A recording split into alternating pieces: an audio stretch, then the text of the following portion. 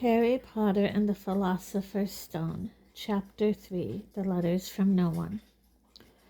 The escape of the Brazilian boa constrictor earned Harry his longest ever punishment. By the time he was allowed out of his cupboard again, the summer holidays had started, and Dudley had already broken his new cine camera, crashed his remote control airplane, and, first time on his racing bike, knocked down old Mrs. Figg as she crossed Privet Drive on her crutches. Harry was glad school was over, but there was no escaping Dudley's gang, who visited the house every single day. Piers, Dennis, Malcolm, and Gordon were all big and stupid, but as Dudley was the biggest and stupidest of the lot, he was the leader. The rest of them were all quite happy to join in Dudley's favorite sport, Harry hunting. This was why Harry spent as much time as possible out of the house, wandering around and thinking about the end of the holidays, where he could see a tiny ray of hope. When September came, he would be going off to secondary school, and, for the first time in his life, he wouldn't be with Dudley. Dudley had a place at Uncle Vernon's old school, Smeltings. Piers Polkiss was going there too. Harry, on the other hand, was going to Stonewall High, the local comprehensive. Dudley thought this was very funny. They stuff people's heads down the toilet first day at Stonewall, he told Harry. Want to come upstairs and practice? No, thanks, said Harry. The poor toilets never had anything as horrible as your head down it. It might be sick. Then he ran before Dudley could work out what he'd said. One day in July, Aunt Petunia took Dudley to London to buy his Smeltings uniform, leaving Harry at Mrs. Figg's. Mrs. Figg wasn't as bad as usual. It turned out she'd broken her leg, tripping over one of her cats, and she didn't seem quite as fond of them as before. She let Harry watch television and gave him a bit of chocolate cake that tasted as though she'd had it for several years. That evening, Dudley paraded around the living room for the family in his brand new uniform. Smelting's boys wore maroon tailcoats, orange knickerbockers, and flat straw hats called boaters. They also carried knobbly sticks, used for hitting each other while the teachers weren't looking. This was supposed to be good training for later life. As he looked at Dudley in his new knickerbockers, Uncle Vernon said gruffly that it was the proudest moment of his life. Aunt Petunia burst into tears and said she couldn't believe it was her ickle Dudleykins. He looked so handsome and grown up. Harry didn't trust himself to speak. He thought 2 of his ribs might already have cracked from trying not to laugh. There was a horrible smell in the kitchen next morning when Harry went in for breakfast. It seemed to be coming from a large metal tub in the sink. He went to have a look. The tub was full of what looked like dirty rags swimming in gray water. "What's this?" he asked Aunt Petunia. Her lips tightened, as they always did if he dared to ask a question. "Your new school uniform," she said. Harry looked in the bowl again. "Oh," he said, "I didn't realize it had to be so wet." "Don't be stupid," snapped Aunt Petunia. "I'm dyeing some of Dudley's old things gray for you. It'll look just like everyone else's when I've finished." Harry seriously doubted this, but thought it best not to argue. He sat down at the table and tried not to think about how he was going to look on his first day at Stonewall High, like he was wearing bits of old elephant skin, probably. Dudley and Uncle Vernon came in, both with wrinkled noses because of the smell from Harry's new uniform. Uncle Vernon opened his newspaper as usual, and Dudley banged his smelting stick, which he carried everywhere, on the table. They heard the click of the letterbox and flop of letters on the doormat. "Get the post, Dudley," said Uncle Vernon from behind his paper. "Make Harry get it." "Get the post, Harry." "Make Dudley get it." "Poke him with your smelting stick, Dudley." Harry dodged the smelting stick and went to get the post. 3 things lay on the doormat. A postcard from Uncle Vernon's sister Marge, who was holidaying on the Isle of Wight, a brown envelope that looked like a bill, and a letter for Harry. Harry picked it up and stared at it, his heart twanging like a giant elastic band. No one, ever in his whole life, had written to him. Who would? He had no friends, no other relatives. He didn't belong to the library, so he'd never even got rude notes asking for books back.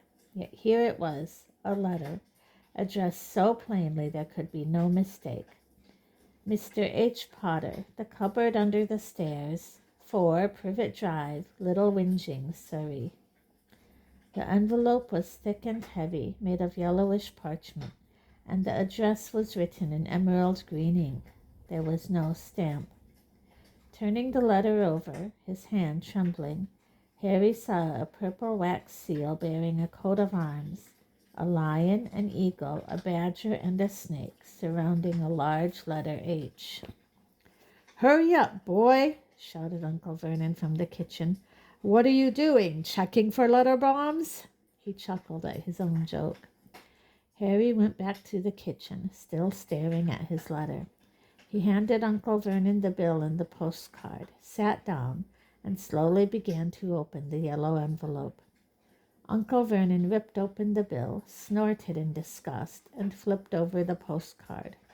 "Marge is ill," he informed Aunt Petunia. "Ate a funny whelk." "Dad," said Dudley suddenly. "Dad, Harry's got something." Harry was on the point of unfolding his letter, which was written on the same heavy parchment as the envelope, when it was jerked sharply out of his hand by Uncle Vernon. "That's mine," said Harry, trying to snatch it back. "Who'd be writing to you?" sneered Uncle Vernon, shaking the letter open with one hand and glancing at it. His face went from red to green faster than a set of traffic lights, and it didn't stop there. Within seconds, it was the grayish white of old porridge. "Petunia!" he gasped. Dudley tried to grab the letter to read it, but Uncle Vernon held it high out of his reach. Aunt Petunia took it curiously and read the first line. For a moment it looked as though she might faint. She clutched her throat and made a choking noise. "Vernon! Oh, my goodness! Vernon!" They stared at each other, seeming to have forgotten that Harry and Dudley were still in the room. Dudley wasn't used to being ignored. He gave his father a sharp tap on the head with his smelting stick. "I want to read that letter," he said loudly. "I want to read it," said Harry furiously, "as it's mine." "Get out, both of you," croaked Uncle Vernon, stuffing the letter back inside its envelope. Harry didn't move. "I want my letter," he shouted. "Let me see it," demanded Dudley. "Out!" roared Uncle Vernon, and he took both Harry and Dudley by the scruffs of their necks and threw them into the hall, slamming the kitchen door behind them. Harry and Dudley promptly had a furious but silent fight over who would listen at the keyhole. Dudley won, so Harry, his glasses dangling from one ear, lay flat on his stomach to listen at the crack between door and floor. "Vernon," Aunt Petunia was saying in a quivering voice, "look at the address. How could they possibly know where he sleeps? You don't think they're watching the house?" "Watching, spying, might be following us," muttered Uncle Vernon wildly. "But what do we do, Vernon? Should we write back? Tell them we don't want—" Harry could see Uncle Vernon's shiny black shoes pacing up and down the kitchen. "No," he said finally. "No, we'll ignore it. If they don't get an answer, yes, that's best. We won't do anything." "But—" "I'm not having one in the house, Petunia. Didn't we swear when we took him in we'd stamp out that dangerous nonsense?" That evening, when he got back from work, Uncle Vernon did something he'd never done before. He visited Harry in his cupboard. "Where's my letter?" said Harry, the moment Uncle Vernon had squeezed through the door. "Who's writing to me?" "No one. It was addressed to you by mistake," said Uncle Vernon shortly. "I have burned it." "It was not a mistake," said Harry angrily. "It had my cupboard on it." "Silence!" yelled Uncle Vernon, and a couple of spiders fell from the ceiling. He took a few deep breaths and then forced his face into a smile, which looked quite painful. Yes, Harry, about this cupboard. Your aunt and I have been thinking you're really getting a bit big for it. We think it might be nice if you moved into Dudley's second bedroom." "Why?" said Harry. "Don't ask questions," snapped his uncle. "Take this stuff upstairs now."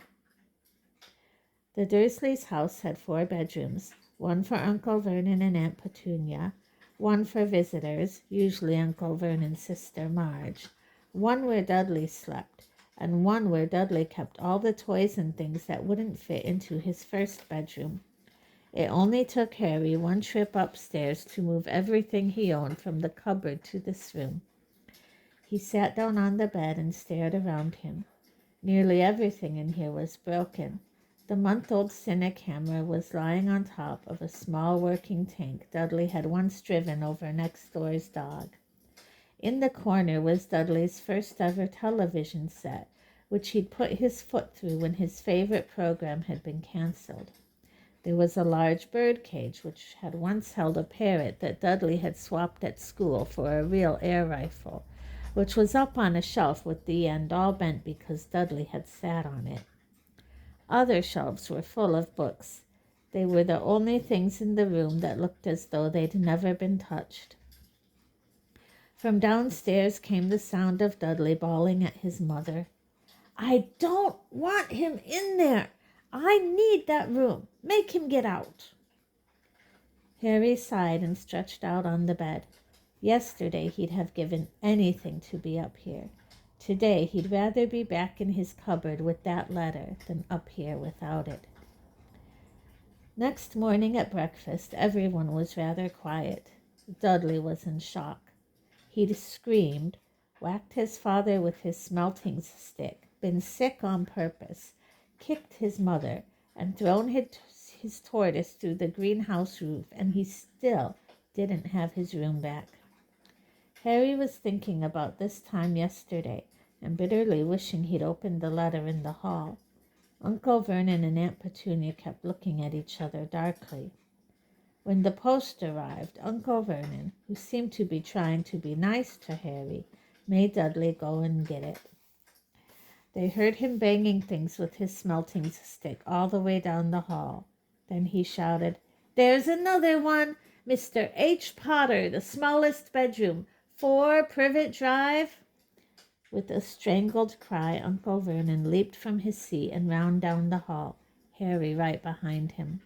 Uncle Vernon had to wrestle Dudley to the ground to get the letter from him, which was made difficult by the fact that Harry had grabbed Uncle Vernon around the neck from behind.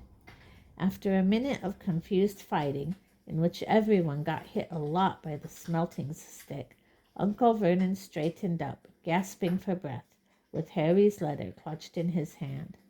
"Go to your cupboard. I mean your bedroom," he wheezed at Harry. "Dudley, go. Just go." Harry walked round and round his new room. Someone knew he had moved out of his cupboard, and they seemed to know he hadn't received his first letter. Surely that meant they'd try again, and this time he'd make sure they didn't fail. He had a plan. The repaired alarm clock rang at 6 o'clock the next morning. Harry turned it off quickly and dressed silently. He mustn't wake the Dursleys. He stole downstairs without turning on any of the lights. He was going to wait for the postman on the corner of Privet Drive and get the letters for number 4 first. His heart hammered as he crept across the dark hall towards the front door. "Ah!" Harry leaped into the air. He'd trodden on something big and squashy on the doormat. Something alive. Lights clicked on upstairs, and to his horror, Harry realized that the big squashy something had been his uncle's face. Uncle Vernon had been lying at the foot of the front door in a sleeping bag, clearly making sure that Harry didn't do exactly what he'd been trying to do. He shouted at Harry for about half an hour and then told him to go and make a cup of tea. Harry shuffled miserably off into the kitchen, and by the time he got back, the post had arrived, right into Uncle Vernon's lap. Harry could see 3 letters addressed in green ink. "I want," he began, but Uncle Vernon was tearing the letters into pieces before his eyes. Uncle Vernon didn't go to work that day. He stayed at home and nailed up the letter box. "See," he explained to Aunt Petunia through a mouthful of nails, "if they can't deliver them, they'll just give up." "I'm not sure that'll work, Vernon." "Oh, these people's minds work in strange ways, Petunia. They're not like you and me," said Uncle Vernon, trying to knock in a nail with the piece of fruitcake Aunt Petunia had just brought him. On Friday, no fewer than 12 letters arrived for Harry. As they couldn't go through the letter box, they had been pushed under the door, slotted through the sides, and a few even forced through the small window in the downstairs toilet. Uncle Vernon stayed at home again. After burning all the letters, he got out a hammer and nails and boarded up the cracks around the front and back doors so no one could go out. He hummed Tiptoe Through the Tulips as he worked and jumped at small noises. On Saturday, things began to get out of hand. 24 letters to Harry found their way into the house, rolled up and hidden inside each of the 24 eggs that their very confused milkman had handed Aunt Petunia through the living room window. While Uncle Vernon made furious calls to the post office and the dairy, trying to find someone to complain to, Aunt Petunia shredded the letters in her food mixer. "Who on earth wants to talk to you this badly?" Dudley asked Harry in amazement. On Sunday morning, Uncle Vernon sat down at the breakfast table, looking tired and rather ill, but happy. "No post on Sundays," he reminded them happily as he spread marmalade on his newspapers. "No damn letters today." Something came whizzing down the kitchen chimney as he spoke and caught him sharply on the back of the head.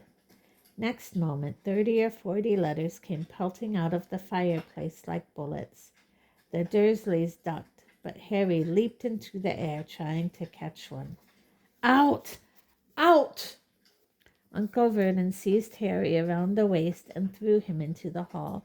When Aunt Petunia and Dudley had run out with their arms over their faces, Uncle Vernon slammed the door shut.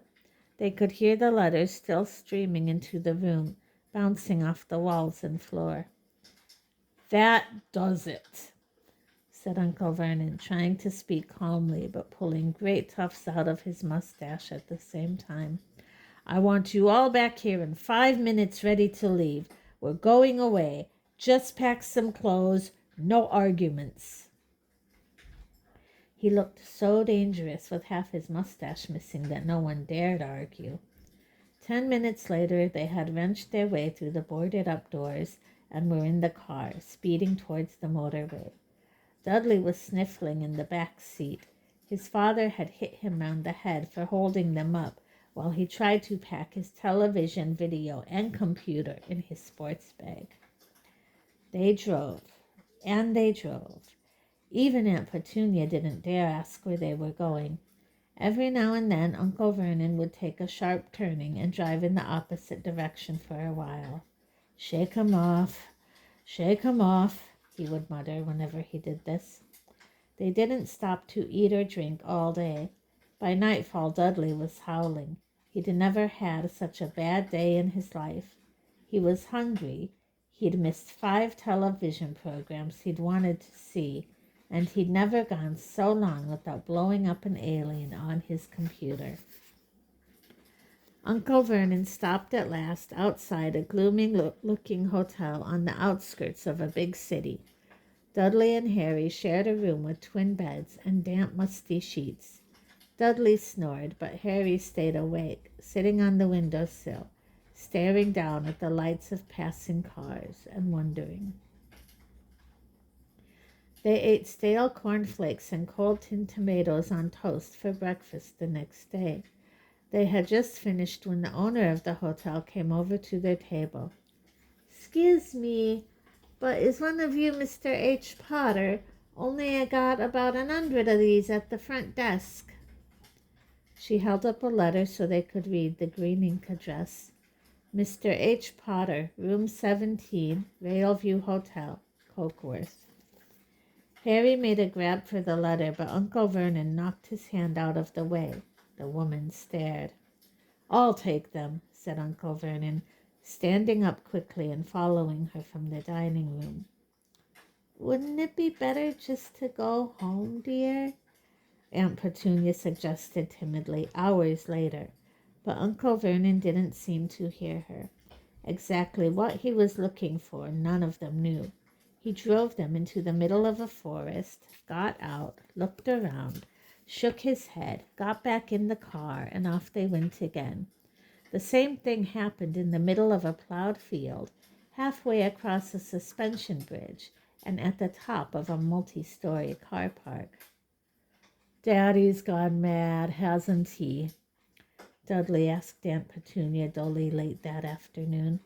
Uncle Vernon had parked at the coast, locked them all inside the car, and disappeared. It started to rain. Great drops beat on the roof of the car. Dudley sniveled. "It's Monday," he told his mother. "The great Umberto's on tonight. I want to stay somewhere with a television." Monday. This reminded Harry of something. If it was Monday, and you could usually count on Dudley to know the days of the week because of television, then tomorrow, Tuesday, was Harry's 11th birthday. Of course, his birthdays were never exactly fun. Last year, the Dursleys had given him a coat hanger and a pair of Uncle Vernon's old socks. Still, you weren't 11 every day. Uncle Vernon was back, and he was smiling. He was also carrying a long, thin package, and didn't answer Aunt Petunia when she asked what he'd bought. "Found the perfect place," he said. "Come on, everyone out." It was very cold outside the car.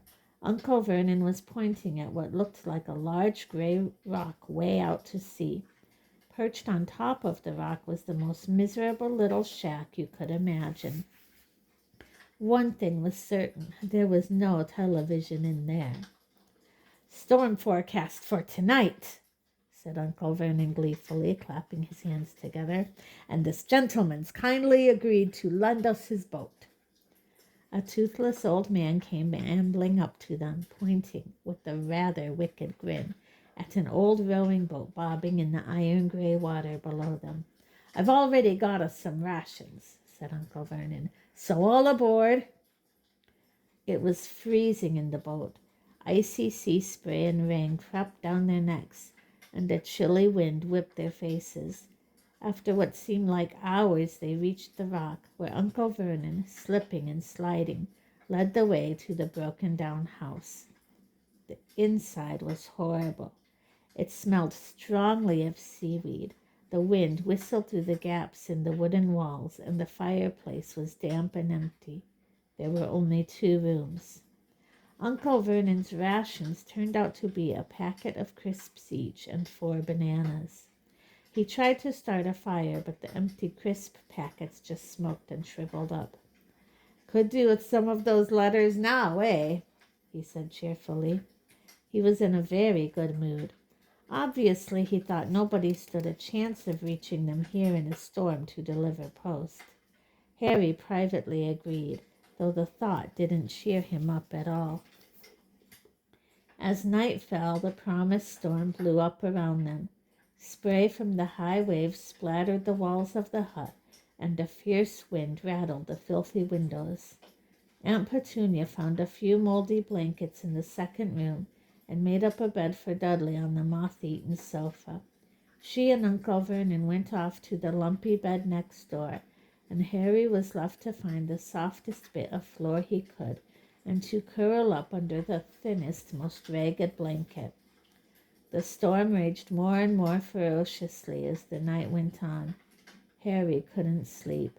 He shivered and turned over, trying to get comfortable, his stomach rumbling with hunger. Dudley's snores were drowned by the low rolls of thunder that started near midnight. The lighted dial of Dudley's watch, which was dangling over the edge of the sofa on his fat wrist, told Harry he'd be 11 in 10 minutes' time. He lay and watched his birthday tick nearer, wondering if the Dursleys would remember at all, wondering where the letter writer was now. 5 minutes to go. Harry heard something creak outside. He hoped the roof wasn't going to fall in, although he might be warmer if it did. 4 minutes to go. Maybe the house in Privet Drive would be so full of letters when they got back that he'd be able to steal one somehow. 3 minutes to go. Was that the sea slapping hard on the rock like that? And 2 minutes to go. What was that funny crunching noise? Was the rock crumbling into the sea? 1 minute to go and he'd be 11. 30 seconds. 20, 10, 9. Maybe he'd wake Dudley up just to annoy him. 3, 2, 1. Boom! The whole shack shivered, and Harry sat bolt upright, staring at the door. Someone was outside, knocking to come in.